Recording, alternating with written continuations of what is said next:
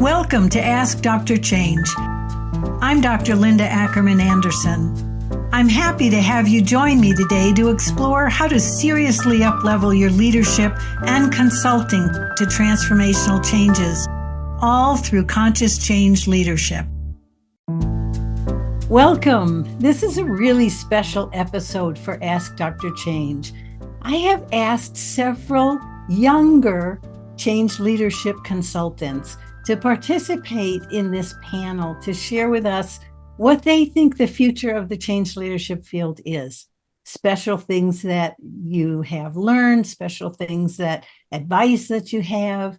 And so we're going to have an open discussion and the sharing amongst all of us about what we think the future holds. You've heard a lot from me, and I represent, almost 50 years of history with change leadership and shaping the conscious change leadership field. Now I want to talk about the future.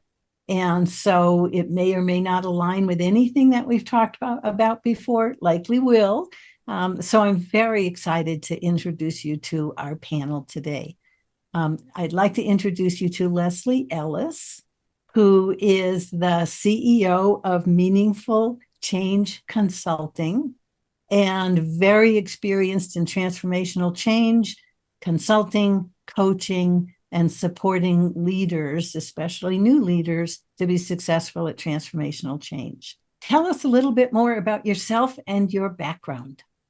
Well, great. Thank you for the initial introduction. What I'd add to it, Linda, is listen, I came into change work through complex real world transformations. I actually, early on in my career, a little over 15, 20 years ago, I started asking questions about why were we constantly doing rework after transformational changes. So that's how I stumbled into this complex world of transformations, asking a lot of curious questions about why all the extra work on the back end of executing projects.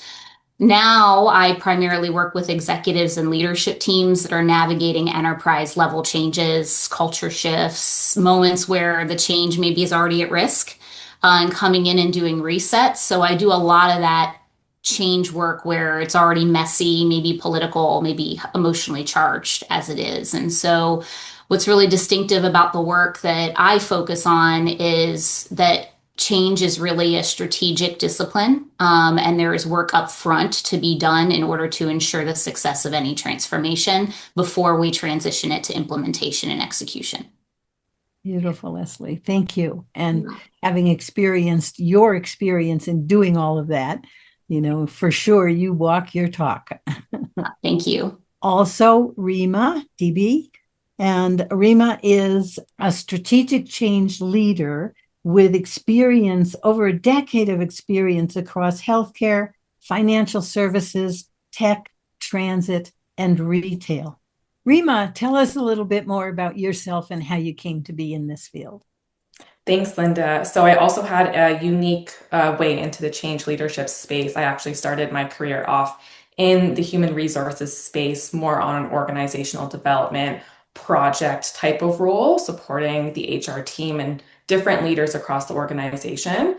And after a couple of years of doing that, decided I wanted to try out a traditional HR business partner role. And after just a year in that space, realized this is not for me, and I need to go back into helping teams be more successful, helping employees thrive, helping move the needle forward in whatever an organization is going through. And that's when I discovered that there was a very specific space for that called change management or change leadership, which is what we're talking about today.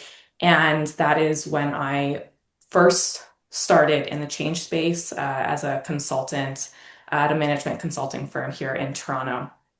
And I've been in the space now for almost 10 years, and it's been wonderful to get exposure to the space across several different industries and really see how each industry approaches change management differently, how the change maturity at one industry to another can vary widely, and the different set of skills that are needed as a change manager to support those organizations.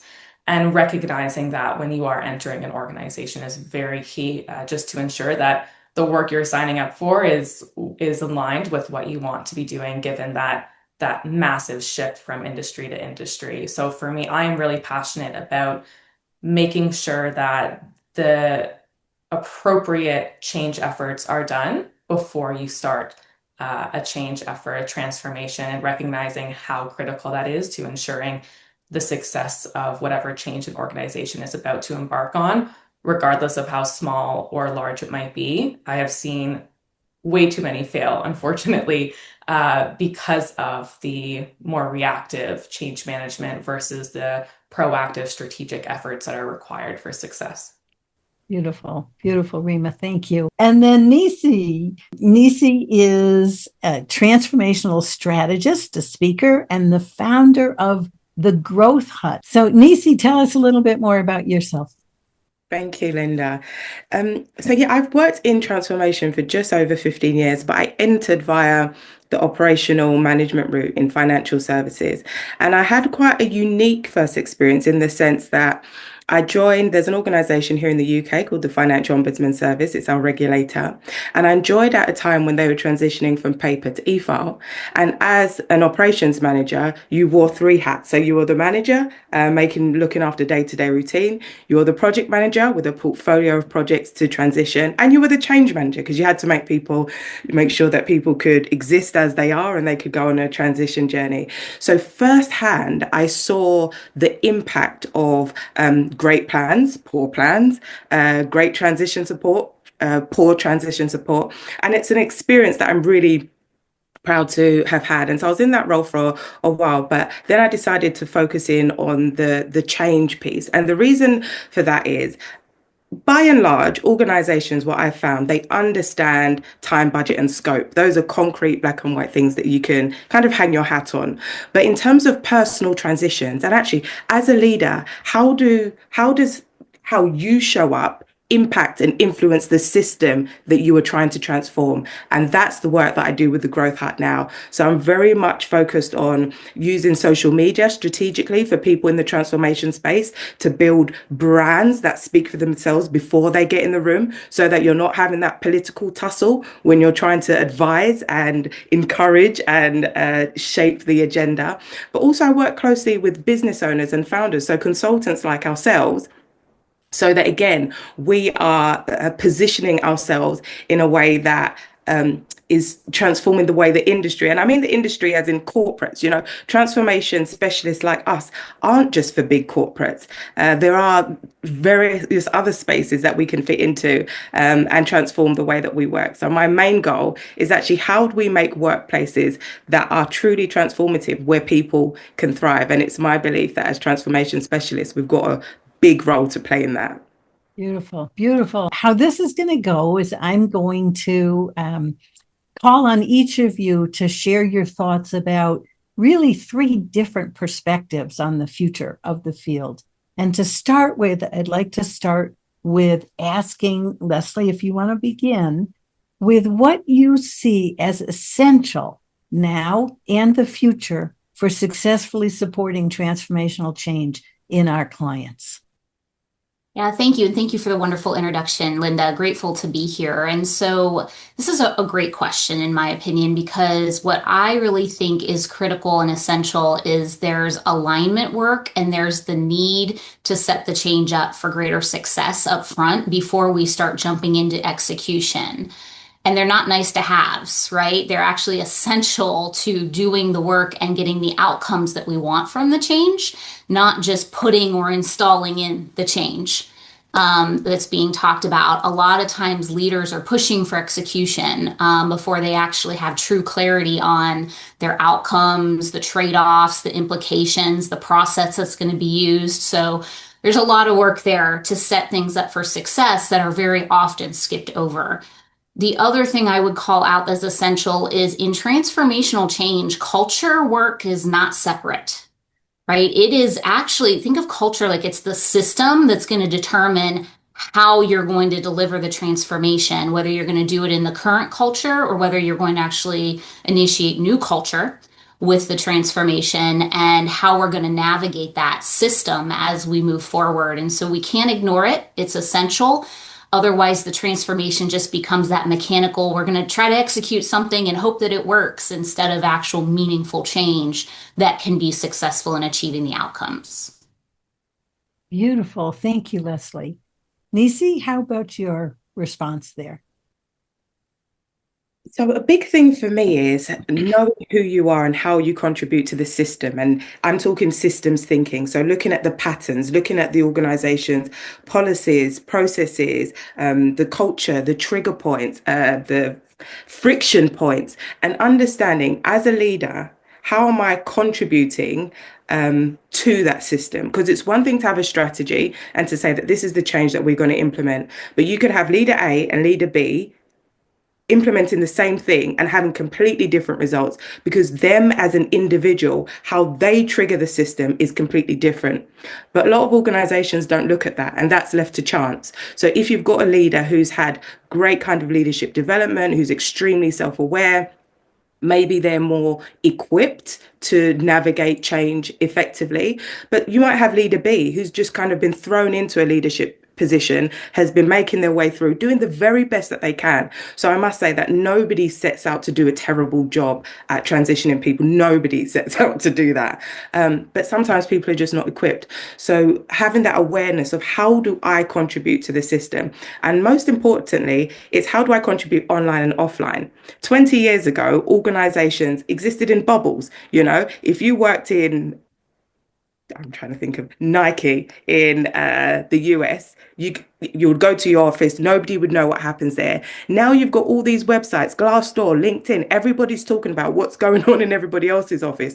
So your system is so much bigger than just your organization. So how are you as a leader intentionally making sure that you are showing up so that trust is a constant, because also change is now constant as you're navigating that. So that would be a big thing for me, making sure that you've got that understanding of systems thinking and self-awareness within that.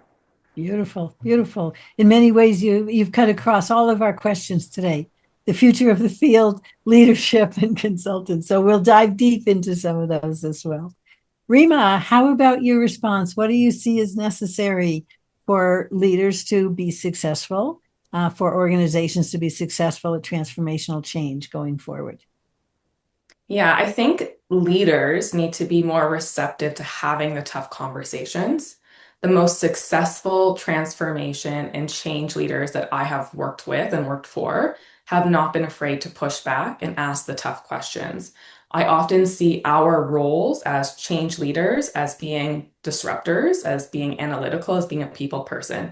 But that disruptor piece is often not necessarily well received by leaders who have a more junior change capability throughout the organization and don't have that change leadership presence on their teams. So I do think that what is most critical is being open to those tough conversations, being open to the questions that we're going to ask when we enter an organization and support them with a change, and recognize that we are just trying to help them move the needle forward and get from some current state to some future state. And that ultimately, without those conversations, it's just going to be status quo and we will not be successful in helping them transform.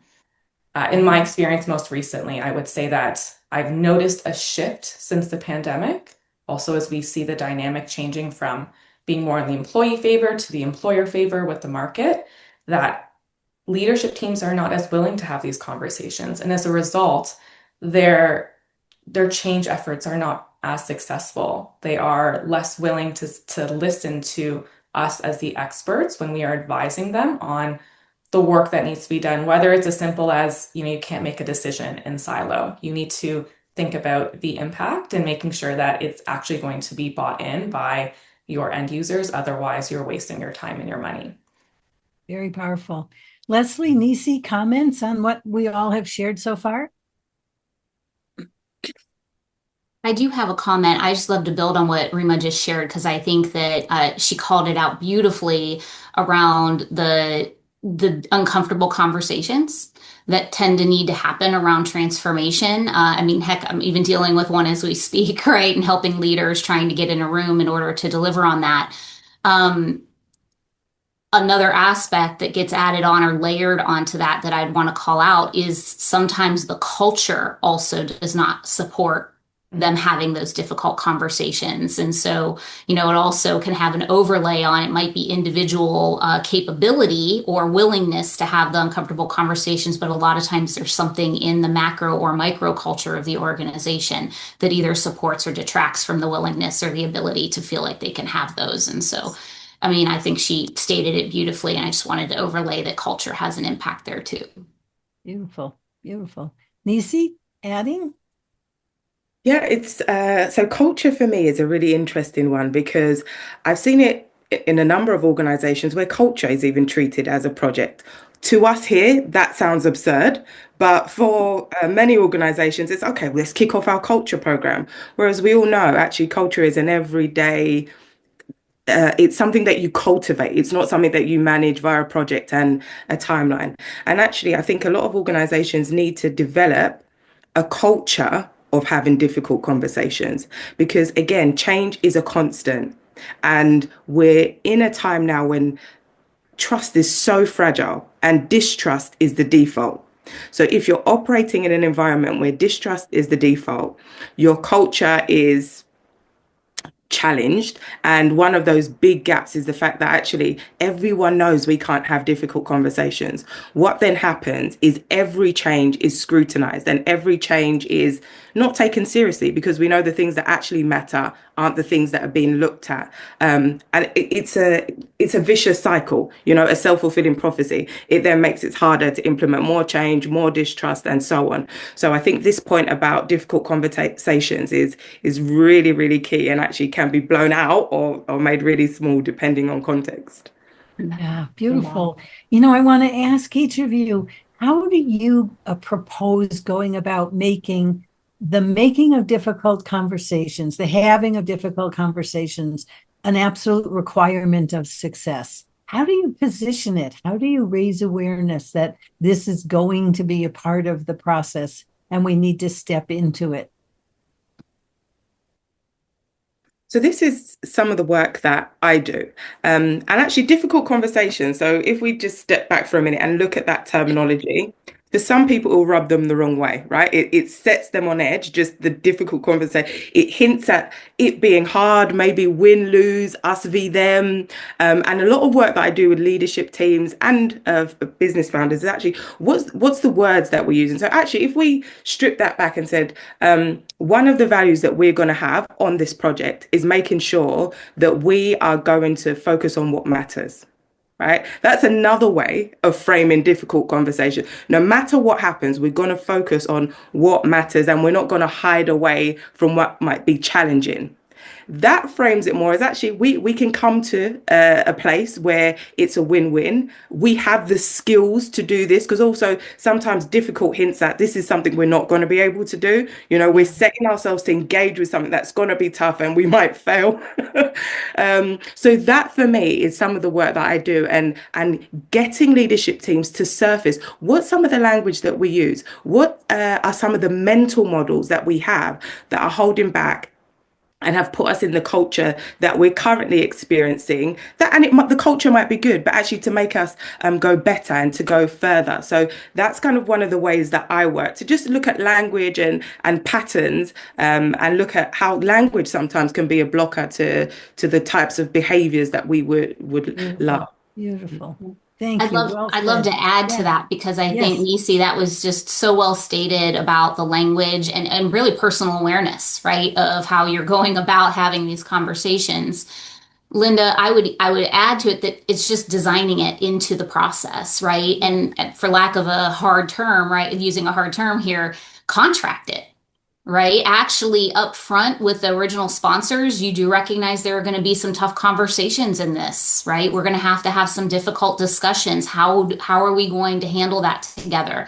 And then also with broader team, how are we going to handle these conversations when they inevitably are going to surface so that everybody has a certain level of uh, maybe buy-in to that this is going to happen and we should be prepared for it. And we have somewhat of an outline to help us navigate it when it happens. Beautiful. Beautiful. Make it conscious at the beginning. Rima, additions?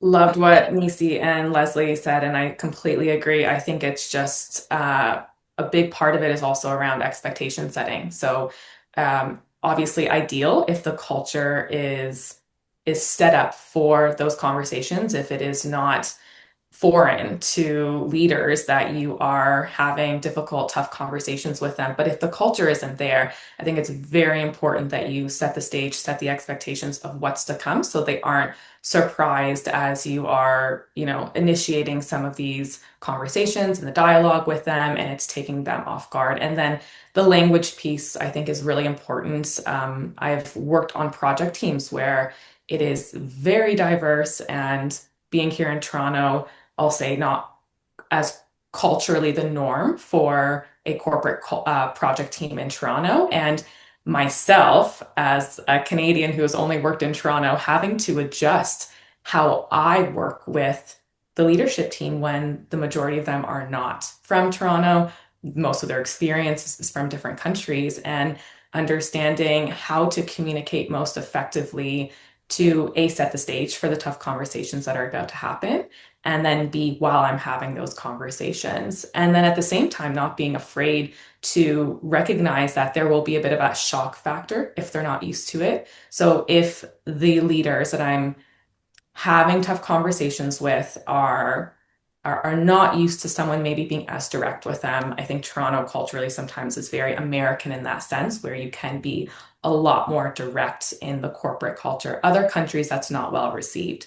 And so I think it's recognizing that they will go through a shock factor, and it's very important for me specifically to make sure that we are integrating into the cultures in which that we live and work in. And so being here in Toronto, my expectation is that we all kind of integrate and recognize the various cultures we come from, but that we do need to adjust to where we're working and advise, coach as you're having those tough conversations, so that you lessen that shock factor around, hey, actually this is the norm and this is how we're going to be working together, and I'm here to help you adjust as we are going to have more and more of these conversations throughout the change. Beautiful, beautiful, all of you. So you focused a bit on leadership. I want to dive deeper into that. What do you see leaders need to be doing that they've never done before, or clearly doing differently than they currently do, in order to be more, and I'm going to emphasize this, conscious change leaders of the transformations they oversee? Leslie, how about you first? That's a great question.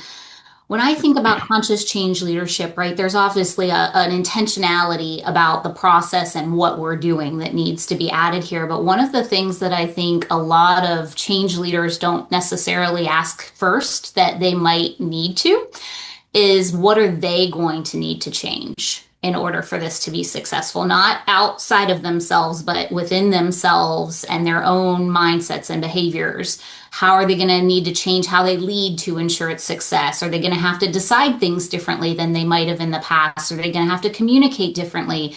How are they going to need to show up differently? And I think that that is one of the places that very often is overlooked by leaders. They can sometimes approach change as there's like this implicit assumption that others need to change and they've already got it. They're good. They don't need to make any moves.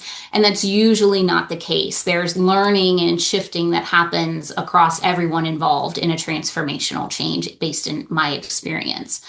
I also, along with that, leaders need to usually slow down their answers and speed up their listening in transformational change, because not many folks are actually the expert in how it's going to go. There's a lot of pop-up or emergent information that happens in transformation, things that we didn't know when we started, and it causes us all to need to slow down in order to go a little faster in other ways. They need to name the tensions and trade-offs more openly than they might, regardless of the culture, right? We have to have some of those, we've been talking about it, difficult conversations, which are inherent in transformation. And so it's not really that, it's not a task, right? This level of clarity for leaders. This whole thing is a leadership responsibility when we talk about conscious change leadership, and it's a skill set that needs to be practiced, and there's probably never an end to it. Quite honestly, it's a continuous growth cycle for even the executives or the sponsors that are leading these transformations. So if they're not willing to change themselves and take a hard look at what they need to do differently to support it, the organization and those that are impacted are going to inherently know it. They feel it from the leadership of whether or not the leadership's going to shift, and it'll create immediate disconnects and impact your results. Yeah, beautifully said. It's one of the reasons why we initiate major transformational changes with leadership breakthrough training. We call Walk the Talk of Change. So leaders have their minds and hearts and souls open to the fact that they have a direct impact and need to shift in order to create the future they want. Beautiful, beautiful, Leslie. Nisi, how about you? What do you want leaders to do differently? I'll build on Leslie's point because I completely agree with everything. The layer that I would add is do all of that and share the process. Because if Mm. you're doing all of this great work and it's all internal, but from the outside looking in, it looks like you're doing nothing, you might as well be doing nothing because you are a leader at the end of the day. And it's the life that you've chosen. You didn't have to. You've decided to. And the reason why I say that, it's a sign of the times. So we expect now to have a view into the thinking or the life of the people that we respect, that we follow, or who are asking us to do things. We want to say, okay, you're asking me to do X, Y, and Z, but who are you? Why should I listen to you? Why should I listen to you now? Why should I follow you? So it's really important for leaders to do all of that great internal work, but also to think about, and how can I be purposefully visible? How can I set the stage? How can I take people on the journey? This is not something that you can outsource to communications and engagement or your change manager. It's something that you have to do, and it's a practice that you need to cultivate. It's showing up every single day. So that's why you need to set a rhythm. It might be every week I'm going to share a blog, or every other week I'll post something on LinkedIn, just to give people that view into actually what's going on internally for this person that I'm following. Beautiful, beautifully. Yeah. Rima, what would you like to offer? I really agree completely with Leslie and Nisi, and I do want to add on. So I think the listening piece is very key there, and what Nisi is speaking to around transparency is equally as critical. We often find leaders are not willing to be transparent about the reality that they are going through, how challenging the change might be for them, whether they agree or disagree, whether a change, a decision that's being made is outside of their control. Some of the most effective leaders that I have worked with and supported are the ones who are not afraid to tell the truth, even if it's something like a downsizing. I remember in one of my earlier positions supporting an organization with a downsizing, and they were open about the cost savings they needed to find in order to avoid a downsizing. And when they weren't able to find those, 8, 10 months later, we went through a downsizing, and they were very transparent. And it really set the stage for the rest of my career of what I expect from leaders around, yes, the listening and be the transparency. I want to add something else when I think about what we need leaders to be doing from a conscious change leadership space, and what I've noticed most recently since the pandemic is to bring back that human element and to recognize that every change and transformation is like a sales and marketing campaign. So if you are looking for a team and organization to embark on this journey with you, you need to recognize that while, yes, let's say your impacted group is your employees and they're getting paid a salary and it's in their best interest to do as they're told, you are not going to have a successful initiative if they have not bought in, if you have not sold them on it, even if there is little room for them to influence the change or what that looks like. You have to think of it like you are selling them something and you want them to buy into it. So how are you going to effectively market this to them? What is in it for them?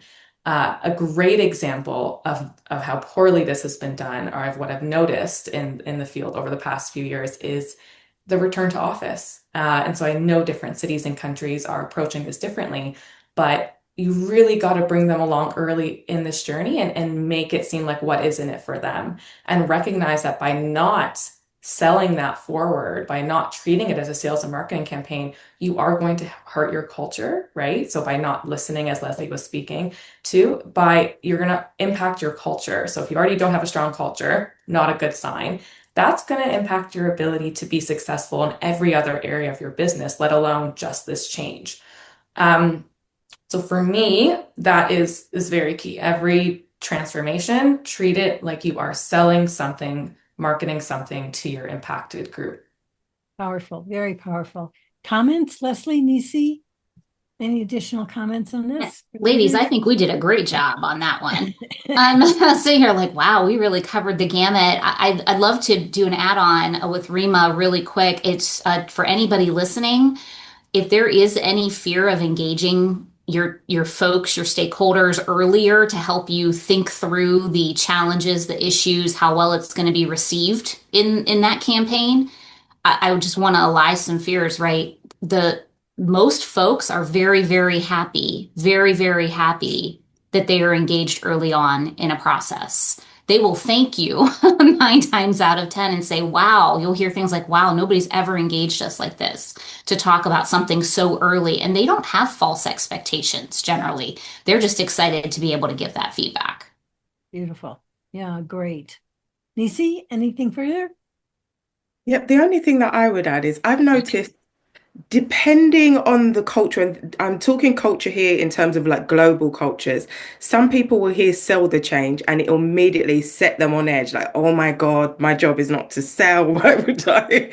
And so just on that point, I completely agree. And I would use the same language as you, Rima. Fun fact, my first ever job was a selling job. We've got a role here called a street fundraiser where you approach people on the street and collect direct debits. So I'm very comfortable with selling, but that's not the type of selling that we're talking about here. And you've already said that. It's about, what's in it for them. So I would encourage leaders actually to start exploring like psychology of behavioral change, psychology of selling. And that's when you'll see there's so much alignment between the work that we do in transformation and the work that we do in sales. I think that fear comes from not understanding what selling is. Maybe you've had a bad experience and that's the one thing that they're holding on to when they hear that. But when I've seen leaders really lean into actually, let me put myself in my team's shoes. Let me put myself in my own shoes. Yeah. And let me sell this to myself. Let me take myself on the journey. Let me envision how much better I will be, what my life will look like. What will I see, taste, feel? How will showing up at work be different?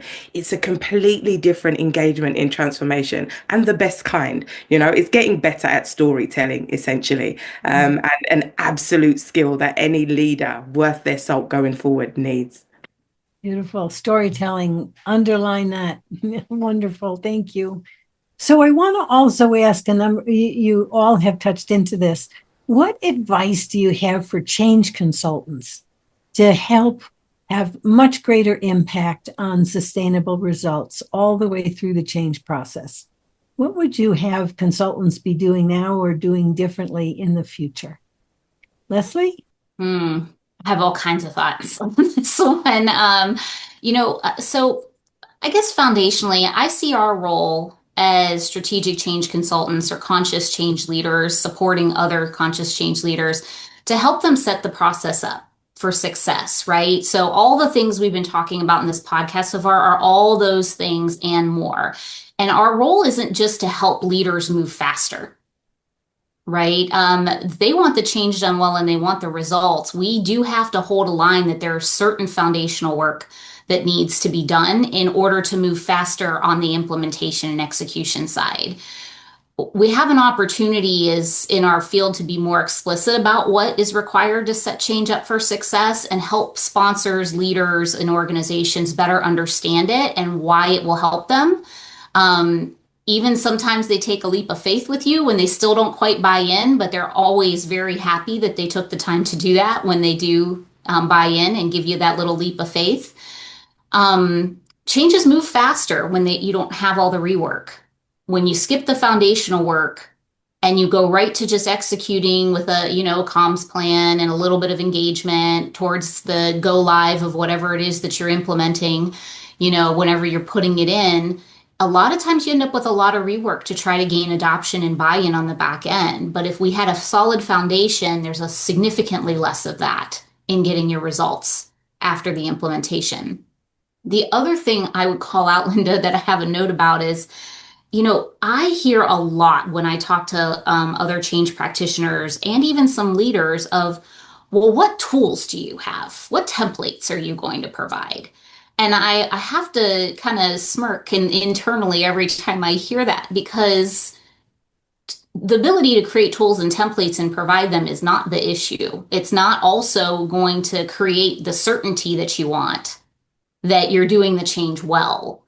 We actually need to partner with leaders to help them identify the root cause of the real issues that they're having that are in the way of what they say they want, and help them with misalignment, help them with having the difficult conversations, get clear on the sponsorship needs that are there and how they need to show up or change, the unresolved tensions that are going to become roadblocks or challenges for them in this process, right? And really ask those hard questions to them, right? And not avoid asking those hard questions, but help them work through it once we ask them, right? I wouldn't just lob it over a fence and then leave the leader with it. We're there to help them work through those things. And so what I would offer is that, for other consultants like us, is if any of this is intimidating to you, then, find opportunities to practice the skill set, right? Find opportunities to stretch yourself so that you can get some of this experience and help leaders be even more wildly successful with change than they're able to try to be today. Because really, sustainable results come from building capability in leaders, in yourself, in organizations, and the teams you're supporting. It's not actually them being dependent on us to help them get there. It's helping them build the skill set and the muscles so that they can keep doing it themselves after we are done helping them with whatever change they're going through. Great, Leslie. I want to ask you further. You talked initially about setting it up for success. Yeah. And that there are a variety of foundational things to do.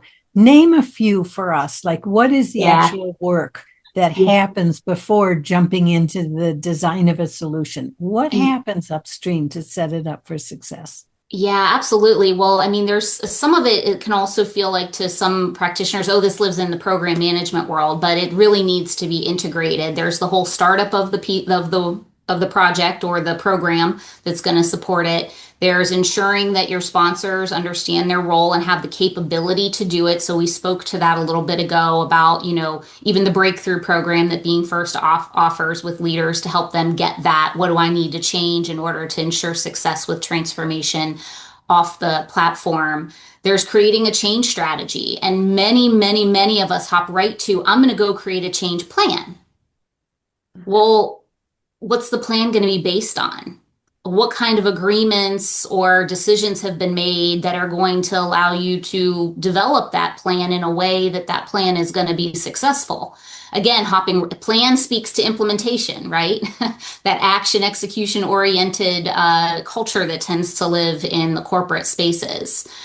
So, those are just to name a few that exist there. There's the personal side. There's, understanding the scope falls into that, all of those things. And scope is always bigger than what our peers in the program project management side might think that it is. It includes culture, behaviors, mindset, and so on.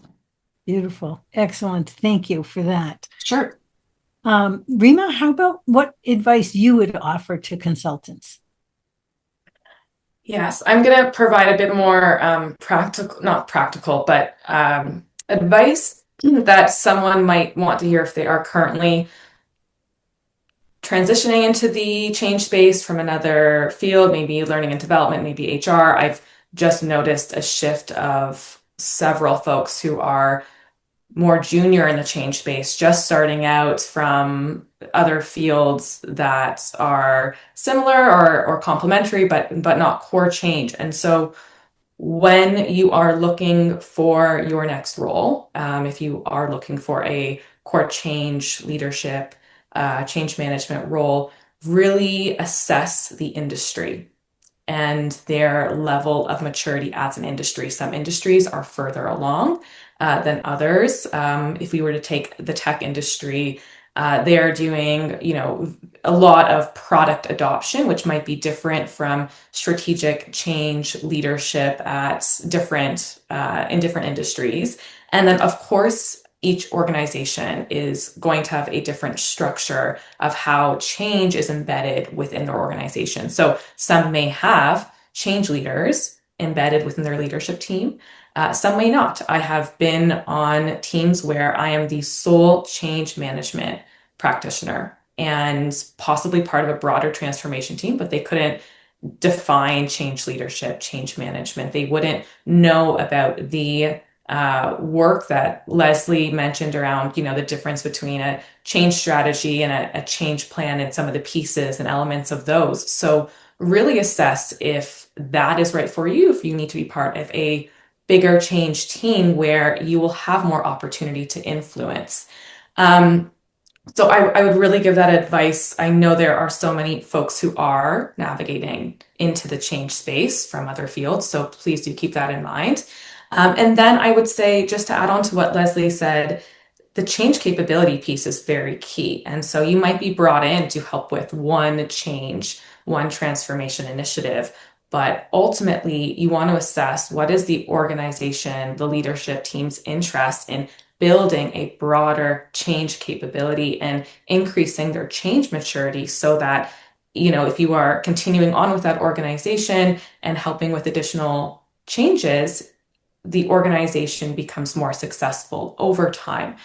So I do think that in 2026 and moving forward, it's really key that we are focused on how can we help organizations and leadership teams build better and improve their change capability. Yeah, beautiful. Really important for consultants who are internal, building change capability in the line, and those that are external, leaving behind their capability so the organization can stand on its own 2 feet as it proceeds with future changes, which of course it will. And so the whole idea of I'm doing it for you versus I'm supporting you to do it for yourself, really a critical strategy for consultants to understand what kind of consultant are you. Beautiful, Rima. Thank you. Nisi, what advice would you add for consultants? So there's three for me. The first one would be to find your community because change and transformation work is hard and it can be really lonely, especially if you're in a situation where Rima mentioned maybe you're in an organization where the maturity isn't great and you're one change manager facing into a change of thousands. And that's not uncommon. Other industries, you wouldn't see that. But within our industry, you can be one facing into this kind of mountain of transformation and you're the only person tasked with what you need to do. And if you're in that environment for a number of years or months, it can wear on you. And when that wears on you, you'll start to doubt your own capabilities. You'll start to question your approach. And that doesn't help when you've already got an organization questioning your approach and abilities, So finding your community and people that you can check things in with so for me, when I've been in those situations on global transformations, I'll be in meetings and I'm thinking, surely I'm not the only one thinking this. Why isn't anybody asking these questions? And you can gaslight yourself into thinking that you're doing wrong just because there's nobody else in the room to say, actually, yeah, that's right. So find those rooms where you can sense check your approach, where you can have your confidence in yourself renewed constantly. So that would be number one. My second thing would be build commercial awareness skills. I see a lot of people in transformation and in change who talk about changes. This is the people side of change. We're taking people on a journey. Okay, great. But how does that impact the bottom line? And they can't articulate that in a way that is strong, that is clear, that captures attention. And from that point, all your credibility is wiped away. So again, it becomes this vicious cycle. You've gone into an organization where people don't understand what you're doing. You introduce yourself in a way that reaffirms that they don't understand what you're doing. Therefore, when you're making recommendations, everything's kind of sidelined. So my number one kind of advice to people when I'm working with them and supporting them with change management coaching is, if you cannot connect all of your activities to a risk, to a return on investment, to financial sustainability, we don't care. We really do not care, right? Make sure every single thing that you mention in terms of what you're doing connects to those things. But you need to build that commercial awareness. It's not something that is taught in traditional change management and transformation training. And then my third thing would be get really good at storytelling. So a lot of what we do in this space is influencing. We're nudging, we are professional nudgers by trade, but that's a skill. And it's a skill that you need to invest in. And the reason why you need to invest in it is because nudging you, Linda, is not the same as nudging Leslie. I would have to, position my body differently. I'd have to travel to different parts of the world. And so, figuratively speaking, when you're nudging in different organizations, when you're nudging different stakeholders, you need to understand actually what's important to them. What's the story that I need to tell to get them to take note of these risks that I'm raising? Oftentimes, change managers will have one change strategy that they share with everyone. How? How will that same one change strategy speak to your HR director in the same way they speak to the CEO? Impossible. That means you've watered it so down that it speaks to no one. So get really good at translating the work that you're doing, telling in a story, so that even conversationally, because again, oftentimes as change managers, do they give us 30 minutes on the board update if we have time at all? No, they don't. So it's in these informal conversations, in these interactions, that you need to get really good at telling stories so that you're able to nudge people in the right way. Beautiful, really beautiful, powerful. So I want us to wrap up in ways that if there's something that we haven't yet talked about, if you'd like to share any last thoughts, whether it's for organizations in general, conscious change leadership, leaders, consultants, any last thoughts you'd like to share? Leslie?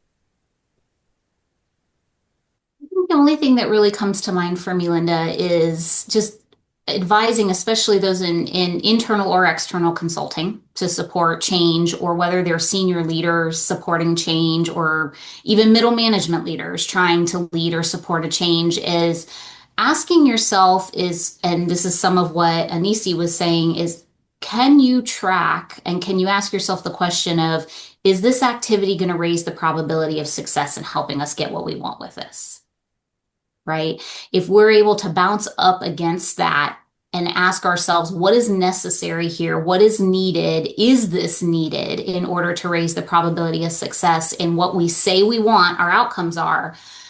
Then I think we'll help everybody hone in a little differently to what is necessary in order to achieve the outcomes and results that they're seeking. So it's just one of the things that I constantly ask myself, is this something that is going to increase the probability of our success? And if it is or is not, should we be doing it? And how should we go about doing it? And have we designed a path for this, or does a path need to be designed because we didn't anticipate this? Really powerful. I'm reminded, Leslie, that so often when people say, what is it that you do? We talk about team building, communication, meeting facilitation. We talk about the things we do as opposed to the impact we have. And when you say, how does it address the success? How does it support the success? We're talking about the impact. So we have further alignment. We have further excitement. We've generated the energy for this. That people will actually buy in, align, and go with it.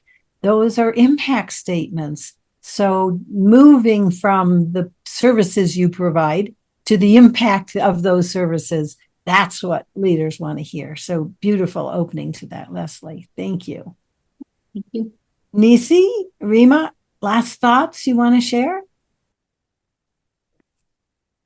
Sure. I will add on to what Nisi said around storytelling. I think a big part of that is understanding your audience, and oftentimes leaders skip that part or don't see the importance of understanding your different stakeholder groups who are being impacted, and the communications that need to be customized to each of those groups, or if communicating to everyone together, making sure you're always communicating to that lowest common denominator.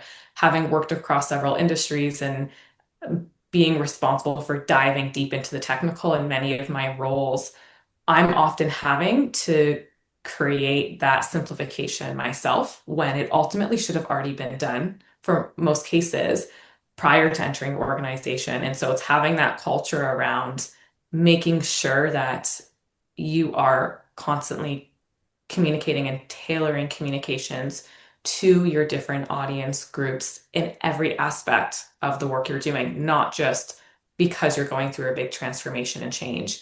And that's been probably my biggest challenge throughout my career is in every industry I enter, seeing this commonality of leaders assuming that everyone knows the acronyms and the very technical terms. If it's like, example could be like a construction industry. It's like I did not go to school to be, building something. Let's try to simplify this for a corporate office team who doesn't have this knowledge. So I think those removing those barriers can help accelerate your success and save, frankly, a lot of time and stress from employees and rework like we've talked about. So the storytelling, the communication, and understanding your stakeholder groups is really critical. Beautiful. I will say one last thing. I think we haven't spoken about AI. And when I think about the number of people I am noticing who are trying to get into change management, my advice would be, yes, AI can be great in terms of understanding, the more rudimentary change 101, the basics of change and different processes to use. But it's important to recognize that it should also be taken with a grain of salt because each change needs to be assessed uniquely. I personally don't use one specific process. I am looking at, okay, what does this need? And it's just important to, I would say, be careful with the information from AI on the different change methodologies and processes and not to just take one of those and follow it to a T. Beautiful. A really important addition. It's like, wow, of course, the future has to embrace. It already is. But what does embrace mean? And what services and value are we getting out of AI? And what are its limitations? It is not all things to all people. And so, especially around conscious change leadership, the whole orientation to what do people need? How are people feeling? How do we demonstrate compassion? How do we support people through their process? None of that is handled by AI. It is handled by us and the leaders we support. Rima, thank you for adding that really critical piece. Nisi, last thoughts? I was just about to talk about AI, so Perfect. all up. So thank you for that, Rima. One of the questions I'm often asked is, how is AI impacting your industry? How does AI impact change managers? And I'll be honest, I think if you are going on to a change program as a change manager and you haven't run your project scenario through an AI support tool to get a first run of like a change impact assessment or change strategy, I personally think you're wasting your time. It can accelerate the process for you, not to be taken as this is a final piece. Absolutely not. It's more to generate questions. So see it as a question kind of generative tool, which you can then go to kind of fill out and to build out whatever outputs that you are putting. Having said that, I think all of the advice that we've been given here, even though we haven't said it explicitly, is because of AI. So in terms of the advice that we're given in terms of self-awareness, storytelling, community, making sure that you understand the maturity of your organization, it's because the thing that is going to set apart the conscious leaders and the conscious change leaders going forward is their humanity. and how we can read the room, how we can read people, how we can impact and influence dynamics. So if you are not building the skills to do that, and up until now, your number one kind of hooray is that you can produce a change impact assessment or you can write an excellent change strategy. Now my thing would be, so what? So can AI. What exactly are you bringing to that process? And it's human skills. You go into a room, whether it's virtual or online, how do people take to you? Do they trust you? Do they understand what you're saying? Do you have the networks and connections to influence decisions and to get an outcome that is more sustainable? Or do you just hop on a call, present your change impact assessment strategy or whatever, and your project manager just sees it as a tick box exercise? If you are the latter, you're going to struggle. We want people to be the former. Yeah, excellent, wonderful, really powerful. For all of our questions, everything that you've shared, absolutely essential, bottom line, core to the success of the future of this industry. Change leadership, conscious change leadership, change management as is known and as it's evolving. I want to thank you for your time. I want to thank you for your wisdom and your experience, and wish you all incredible success in the years going forward. Having the influence that you've described today is required for us all to be more successful. So thank you again, all of you, Leslie, Nisi, Rima. I deeply appreciate the time today. Thanks for spending some time with me today. I hope you gained some valuable insights for your work. Please send me your questions and challenges by going to askdrchange.com.